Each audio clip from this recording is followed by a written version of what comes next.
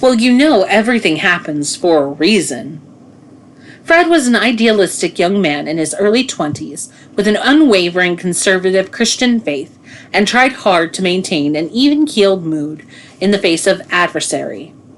Upon having learned that his cousin was involved in a near-fatal automobile accident that left him critically injured with a lengthy recovery period, Fred went to the hospital and met his relatives and addressed his family's grief and anxiety. Fred's go-to approach was recurrent reassurance that everything happens for a reason and that all is happening according to God's plan. No matter the level of grief and misery Fred got confronted with, he stoically reassured everyone that their tears, angers, or questioning were unwarranted and that this occurrence is all part of the happier story that we have not seen the fruits of yet. Cherie was an energetic and eager young woman in her mid-30s who went through a traumatic divorce from her husband 12 years to 2 days ago. Cherie was actively hopeful in recapturing the feeling of being married, the emotional security that came from it. Friends at work introduced her to a man who appeared to be somewhat questionable candidate for a long-term relationship. Those close to her suggested she might not want to place too much energy into developing a relationship. Despite their friends and wise counsel, and this new man's erratic moods and financial issues, Cherie was not deterred. She reassured her friends that being introduced was sort of a validation of the investment because everything happens for a reason. She continued forward with this new man, confident that whatever was to occur was somehow meant to be. Simone was an educated yet eccentric woman who was just out of her teens, who placed a great deal of thought into places, people, and events that happened around her. She would develop an almost fundamentalist scientific view of how these elements intertwine and are interlocked both literally and figuratively. She believed that there was an underlying governing plan for the universe, that each event that occurred in her life had a celestial meaning and message for her to understand and appropriately respond to. Simone felt that she must conform to this plan and not disrupt what had been scheduled to happen. She deliberately, deeply, on seemingly random happenings and relationship transactions, looking for this deep river of meaning that could tell her what the next step in her journey would be. As a result, her life is frequently bogged down to a snail's pace due to her anxiety and deliberation. The regular criticism directed towards anyone who believes that some event is part of a bigger plan or conspiracy is anyone who believes in conspiracy theories is actually trying to resist the reality that sometimes insignificant people can cause meaningful and or tragic acts. Sometimes things are just actually how they appear to be and do not contain a deeper meaning or set of circumstances behind them. In other words, these folks get wholesale criticism and dismissed because they believe things are more complicated than they really are. There has always been a battle that continues on in mainstream culture about how to interpret history. No better example of this is the assassination of John F. Kennedy. One side suggested that a lone gunman simply acted out his anger and shot an impossible shot that defied the laws of physics. And the other side wove a grandiose collusion between intelligence agencies and Cuban exiles. The diehards have trouble keeping it straight without a scorecard, and much rancor and continued name-calling had gone back and forth. We have always struggled as a people to make sense of why things happen, and what force or lack of force is behind them. One of the biggest issues that I get regularly during sessions is, why do bad things happen to good people? And how to understand death and tragedy in the bigger picture of life, and in terms of personal religious belief and theology. This is valid and absolutely necessary set of questions that resides in the heart of making sense of life. From my perspective, I would agree with the premise of logotherapy that argues that the primary motivational force of an individual is to find meaning in life, and that the mental health issues come from an inability to either be on this journey or an inability to complete this journey and answer the question to one's own satisfaction. Everyone I have ever spoken with in a session, and this is an admittedly select group, as people who don't care about the meaning of life don't generally show up in a therapist's office, has tried to answer this question in one shape or another and struggled to get it right in their own mind. Overall, I would say that existential questions, things that relate to our basic existence on the planet, are absolutely necessary, understandably so, and we have to come up with an answer to have any meaningful quality of life. I have run across people who were either too complacent or too simple to do much pondering about their life. These people tend to sort of live either with a dull laziness or with consistent gratification and daily pursuit of pleasure on their mind. They are not people who will be downloading and reading this book, and are probably not like any of the three individuals above in my scenarios.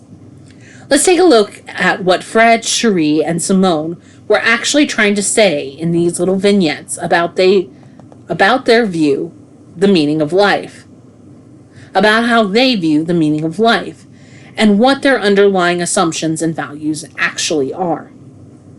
Starting with our friend Fred. I will make the argument that his take is the most commonly experienced one I see in sessions, and is the simplest one to make sense of. Fred has taken the generic position that all sadness and grief can and should be responded by a general and vague sense that all this emotional reaction is completely unnecessary because there is clearly something bigger and better that it is part of. Fred also believed that the grieving party should take to heart that everything has gone accordingly to some plan. Does this belief really hold water and make sense? For it to be true, it would mean that each individual tragedy is planned and scheduled scene within a bigger self-contained movie.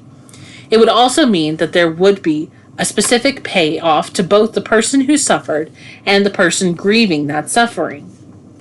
I always contest the Fred style of interpreting life is the manner theologically by asking them about 9/11. What was the greater good of the hundreds and hundreds of people who were forced by unbearable heat and smoke to hurl themselves out of the towers to certain death below? Without fail, the individuals will start backpedaling from this statement, belatedly suggest that maybe they are not right, and not everything in life is a part of a bigger and better movie with a great ending to come. More often than not, Fred doesn't even believe that everything is a part of a bigger scene with a happy ending, actually. He was simply avoiding a complicated and emotional and messy counter with someone who probably has a completely justifiable reason to feel terrible over a true loss. Fred tried to give some well-intentioned comfort to get the grieving party through a difficult moment. Usually the party that was grieving will understand that Fred was trying to be a good friend and won't take Fred's comments that seriously.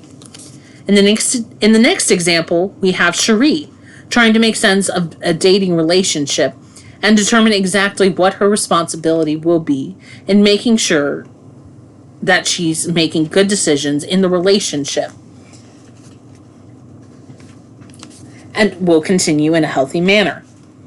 When she was confronted with the facts based on her own experience that this new relationship started off poorly, Cherie came to the conclusion that this new man may not be the best candidate. Due to his impulsive nature, which caused him to leave jobs, making him not the most reliable provider, she did not process this directly. Neither did Cherie spend much energy thinking about the other parts of the relationship either, such as whether this new boyfriend has control of his emotions, whether his moodiness was a sign of some dark depression or lack of anger control, or whether he can provide her any real meaningful security, either emotionally or physically. Cherie did not stop to ask what his values and beliefs were on a whole variety of subjects, such as being in a committed relationship, raising children, managing money, faith, and personal ethics, and so on. Instead, she bypassed all of her personal responsibility to do this forensic investigation and reality testing with this man and went straight to a passive dependence on fate to make her decision for her. Lots of people place a stamp of approval on an event by saying everything happens for a reason and have avoided the personal decision-making process themselves. It appears Cherie has chosen a passive emotional comfort over the stress and uncertainty of having to make stressful and impactful decision that could either be a positive or negative one for the rest of her life. What Cherie may have been doing as a way of managing life events is what I've referred to as premature sanctioning. Let me give you an example. I had an acquaintance of mine from high school who went through a messy divorce that became public knowledge via social media, where it had become a topic of discussion. One of his friends suggested that he try and get back on the horse by trying an online dating service that spent some time trying to convince him of its virtues on a specific thread. This acquaintance replied back to him with, "Thanks, but God sent me a wonderful woman and we're dating and involved now." All I could think of when I read this is, it's a little early to know whether God sent this woman to you or whether you found her all by yourself. Not surprisingly, this new woman disappeared from his social media post, and he went on to pursue other avenues for dating. It is a common tendency for people to automatically pronounce a positive final outcome on a relationship that is either promising or one that someone really, really hopes will work out. My experience has been that people in general have a hard time maintaining the necessary emotional distance that it takes to remain objective and stay in a position of evaluation during a dating relationship that would allow one to be able to be in it, but still be able to watch it to see if it is working or is appropriate to stay in. This desire to avoid the uncertainty of the future is a key motivation to pronounce that everything happens for a reason for her and many others that I have seen and continue to work with. Simone adopted a much more intense usage of this phrase and did not use it to try and respond to singular event as Fred and Cherie have done in previous vignettes, but rather as a complete backdrop on how to interpret the whole of life as contained within the universe in which she lived. It appeared that Simone had placed an interpretation on the universe as having completely synchronized set of gears that meshed perfectly together, working exactly as they were intended. At first, this seemed to provide her with a general sense of emotional security, due to the belief that all events happen intentionally, which suggested that we were all in good hands and part of a bigger plan at work. This would also suggest initially that one could relax and not spend an excessive amount of time worrying about individual events, as everything that happens is planned. The problem, though, starts pretty quickly when you start trying to figure out where your place is in this whole set of moving and synchronized gears, and what you should do not to screw up these wonderworks. I once had a client that took this belief to an extreme, but a logical extreme, and spent hours agonizing in guilt over the possibility that he may have spent 15 minutes too long at the grocery store, or having not been in the right place at the right time. He wanted desperately to not throw a monkey wrench into the universe's grand plan and run afoul of its creator. Simone was headed down this same road and was trying to figure out how to crack this celestial code and understand how to see gears clearly and determine what her next move should be and where the most recent events fit into the overarching plot. She will, naturally, have an increase in anxiety and try to find her place in the universe. My initial reaction, when people bring these concerns in my direction, is to empathetically agree that we all need to figure out, to a reasonable degree, how the world and universe work to the best of our own limited understandings and perceptions. This is in no way a task that is either an easy one to be taken lightly. The question I believe that is the hardest one of us all to answer: how do we respond to the randomness of life? And how do we deal with it? I think this can be applied to everyone regardless of religious beliefs or worldviews. I would argue as strongly as I would about anything that I believe that some things in life are absolutely random and occur without any celestial sanction. There is not a perfect set of gears turning that somehow overrides our own free will to do and act independently and spontaneously. This does not mean I believe life is completely random and chaotic, with no underlying rules or order, or that there is not a spiritual force underlying everything we do and experience. The two are not necessarily mutually exclusive.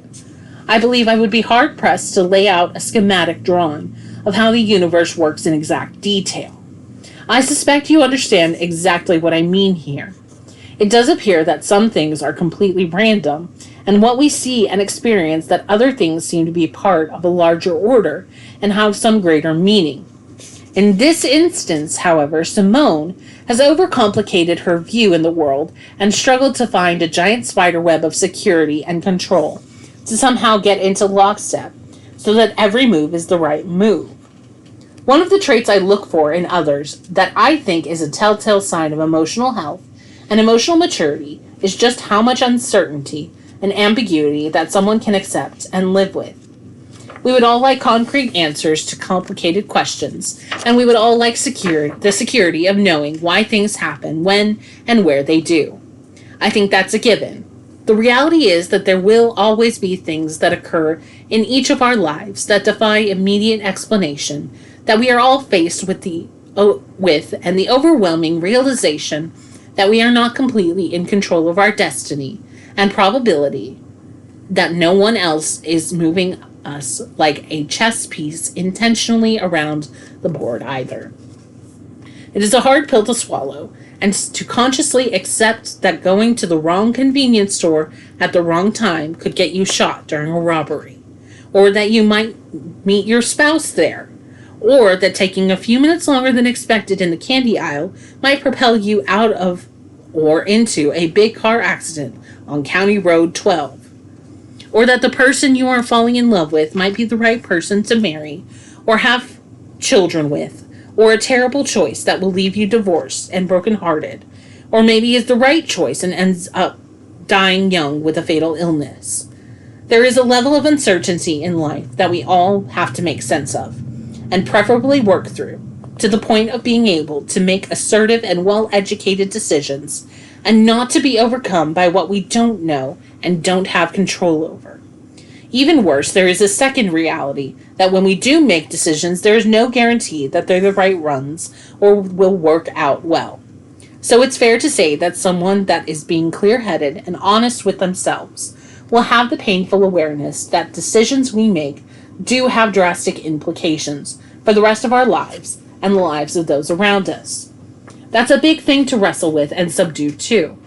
Overall, I'm going to argue that while I cannot say for sure exactly how, in specific detail, that they should try and make sense of a complicated human experience, but that I want them to make a reasonably honest effort to try. There are those that make emotionally honest efforts to try to make sense of the world and display themselves as exactly that.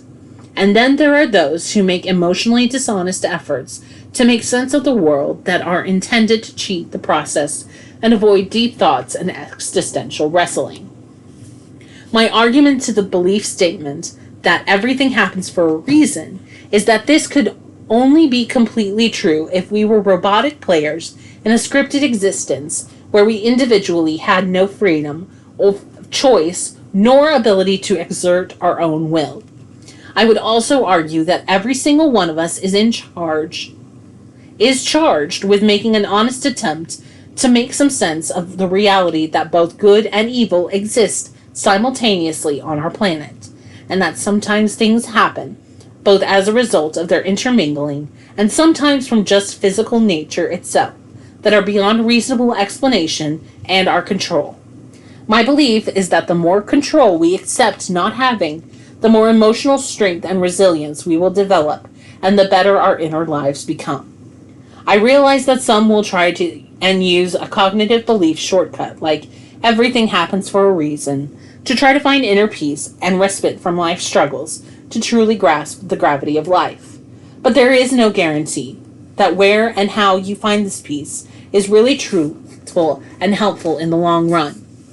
I believe that a more truthful statement to explain the complications of this life would be, everything does not happen for a reason, but some things do, and are a part of a larger scheme of things, and it is our job to try and tell the difference between the two.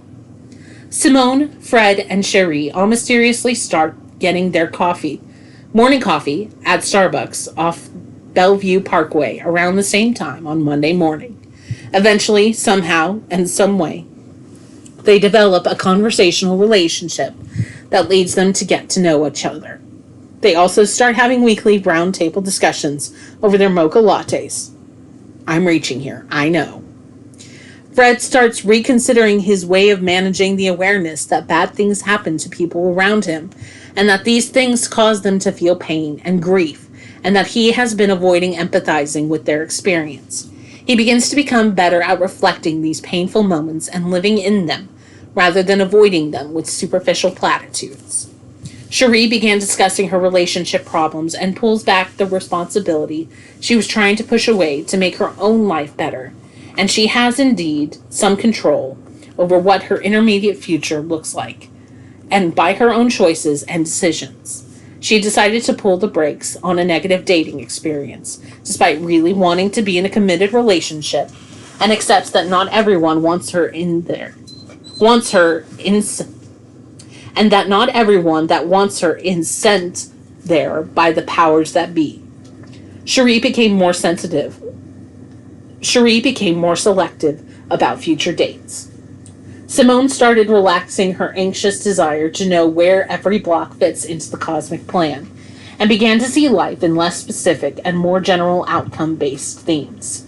Before long, her contemplation shifted from neurotic and constricting to thoughtful and strategic. She developed a much healthier view of life and decides she wants to return to school and serve the world by pursuing a degree in social work and attacking the problem of homelessness. All three move away from the idea that everything happens for a reason as a dogmatic belief, and accept that they have more or less control over their lives than this statement allowed. The threesome develop a much healthier approach to the ambiguities of life. Conclusion. Now that you have presumably read through all 20 chapters and have gone through the material, I'd like to try and tie everything together in a way that makes sense and will help you with some general goals for the long-term future. Most of the 20 things mentioned in this book are generic building blocks that our parents or teachers have told us as a way to communicate a general idea that we need to understand to start learning basic morals and values. Pretty much all of them are useful in that way, as long as we do not try to take something that's meant to be a general principle to teach us all the idea of something and make it a one-size-fits-all value throughout the rest of our lives and in every situation. One of the biggest things that I see and believe in and promote with my clients is that moving from general life principles into doing whatever specifically makes your life better, as well as the life of those around you better. Most of what I am encouraging is becoming better at problem solving and creating values that are functional and work well by taking the simple and evolving it into the specific. One of my other important fundamental goals that both I try to live by and also promote with the people that come to see me is to develop control over both one's inner space and one's personal self-image. The questions that I want to ask are, how well do we police our innermost thoughts to prevent intruders from either breaking in and stealing something or leaving something unwanted there that will ruin or damage that space? Also, how well do we design and build our inner world and take specific control over what happens inside? I know that that is a big question that will require another book to cover entirely, but I want to know if we are living with the self-esteem and diversion of ourselves that other people have created, either during our developmental years or of our parents, or maybe that is created within a marriage. Or are we living in the version created by ourselves that we independently created? What we tell ourselves is the fuel that drives our internal engine. It determines our internal world, whether we become depressed or not. It also determines our self-image and daily functioning. We're like an old wind-up toy. and what we tell ourselves causes the resulting propulsion that determines where we will go in life.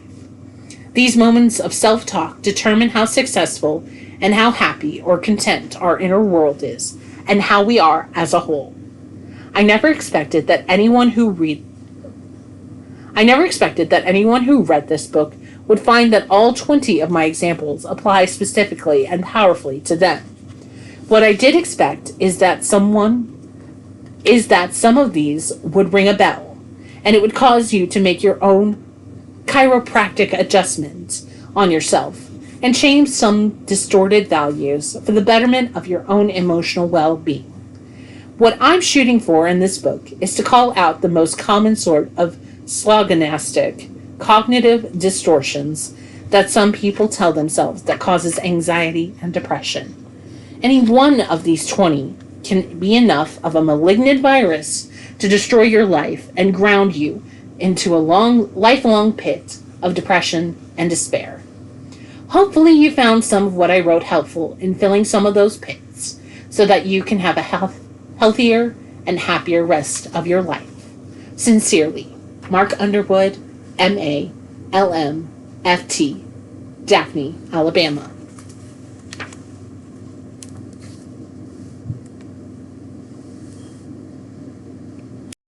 About the author.